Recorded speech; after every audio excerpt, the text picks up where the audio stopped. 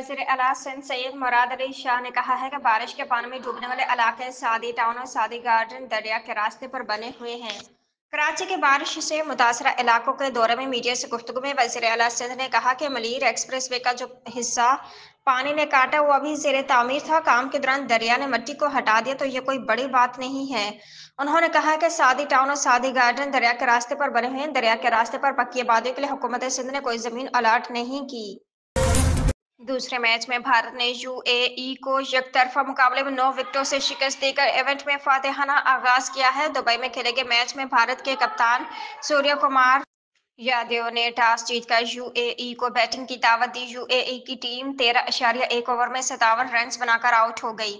UAE की जानिब से ओपनिंग बैटर अलीशान 22 और कप्तान वसीम 19 रन बनाकर नुमाया रहे। इन दोनों के अलावा कोई भी बैटर डबल फिगर में दाखिल न हो सका। सदर डोनाल्ड ट्रंप के करीबी साथी समझे जाने वाले कदामत पसंद रहनुमा चार्ली किर्क कातिलाना हमले में हलाक हो गए। चार्ली किर्क को उस वक्त फायरिंग का निशाना बनाया गया जब वो यूटाह वैली यूनिवर्सिटी में तकरीर कर रहे थे। अमेरिकी मीडिया ने बताया कि चार्ली किर्क को 200 यार्ड के फासले पर वाक़ एक इमारत से निशाना बनाया गया। रिपोर्ट्स के मुताबिक चार्ली किर्क को गर्दन में गोली लगी जिसके बाद उन्हें तशवीशनाक हालत में अस्पताल मुंतकिल किया गया। ताहम वह जख्मों की ताब न लाते हुए दम तोड़ गए।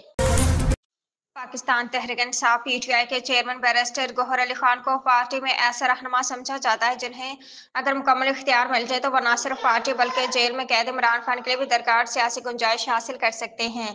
पार्टी ज़राए के मुताबिक शराफत और नर्म मिजाजी की वजह से पहचाने जाने वाले बैरिस्टर गौहर को सियासी अदारा-जाती हलकों में गैर मामूली एहतराम हासिल है। यही पहलू उन्हें एक ऐसे मौका पर राब्तों के लिए एक पुल की हैसियत देता है जब पीटीआई सख्त चैलेंजेस का सामना कर रही है।